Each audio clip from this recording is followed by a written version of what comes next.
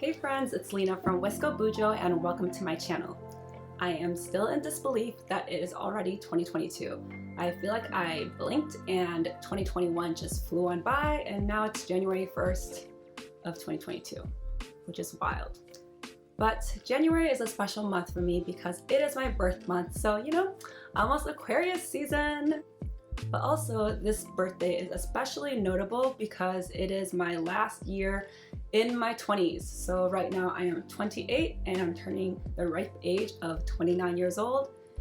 And if you asked me 10 or even 5 years ago if I thought this is where I was going to be at 28 going on to 29, my answer is definitely no. I feel like I'm constantly trying to find my purpose in life and trying to find what makes me passionate. But then other times I also feel super motivated and super passionate about the things I'm doing. Even though I'm in a constant state of quarter-life crisis, you know what else is constant in my life is my bullet journals. So let's get started with our January 2022 plan with me.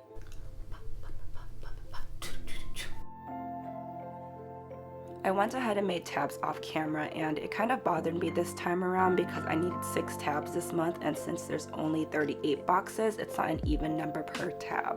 But you just gotta make do with what you have.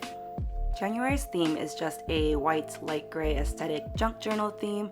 I had to create and film both my 2022 bujo setup and my January plan with me in 1 week, so I went with a layering scrapbook style theme to keep it easy on myself. I knew personally for me that it would have taken too much time for me to do a drawing theme or a heavy painting theme, so I will just save that for the future. I've already started thinking ahead of what types of themes I want to do for February, March, April, and May.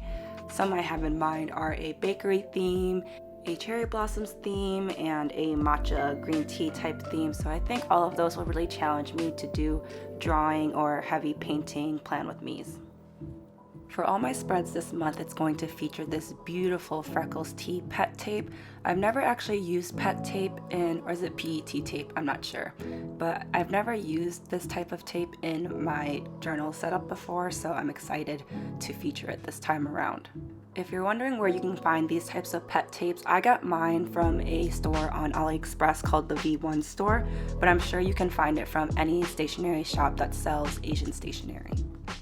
As you can see here, I'm lettering my January header with this Tombow Fudenosuke pen. It's actually one of my favorite lettering pens, and it's a really great tool for beginners if you'd like to get started with lettering. I also use the Tombow brush pens, but you need a little bit more control when using those, so I would suggest using this pen first if you want to get into lettering and calligraphy.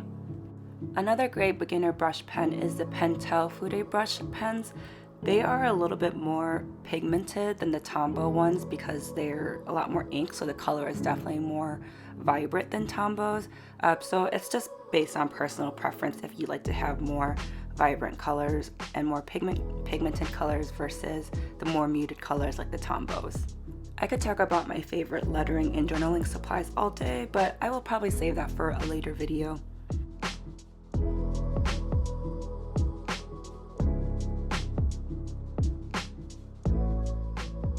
I ended up stamping this one a little bit too high. I wanted to stamp it a little bit lower, but that's kind of the struggle with these wooden stamps, is that even if you try to line it up as best as you can, it doesn't always end up stamping where you want it to go. One of my biggest gripes is that a lot of times I stamp crooked, and I'm really crazy about symmetry, so it irks my soul when I stamp crooked, but I have to live with it.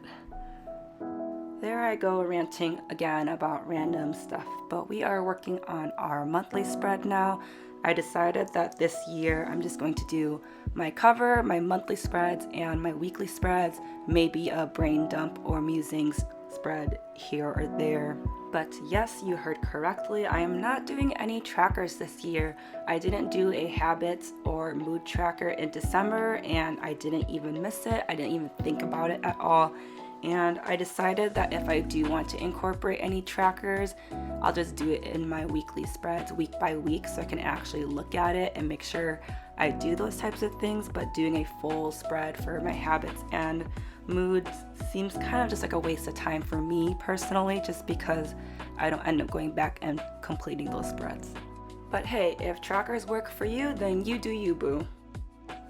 Whenever I do these junk journal or scrapbooking themes, I always draw the outline of my monthly or weekly spread first. As you can see here, I did all the boxes for my monthly and also sectioned out the areas for my weekly spread. And then whatever negative space is left over is where I put all the layered elements. It might feel like from these videos and from my reels that I wing it when it comes to layering all these different elements together, but I actually lay everything out prior to filming.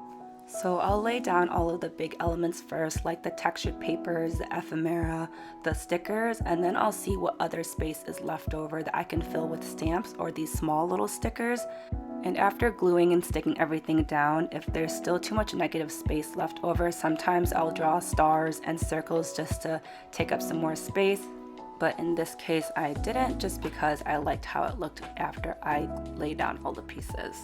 And now I am working on my first full weekly spread. This easy spread is inspired by Adults Rob on Instagram. She does really cute, minimal type spreads, and they're really easy to use, especially when you want to do these types of layering themes, because you can just draw the grids first and then layer on the pieces after. I also want to note that I draw a lot of inspiration from other bullet journalers and other junk journalers for all of my spreads and my themes. So what I'll do each month is I will save a bunch of posts that pertain to what I think I want my theme to be, and then once I have it, my saved collection on Instagram, I will put it into a separate folder and title it like January 2022 Inspo, and then I'll look back on it to get ideas of what I want to do for the month.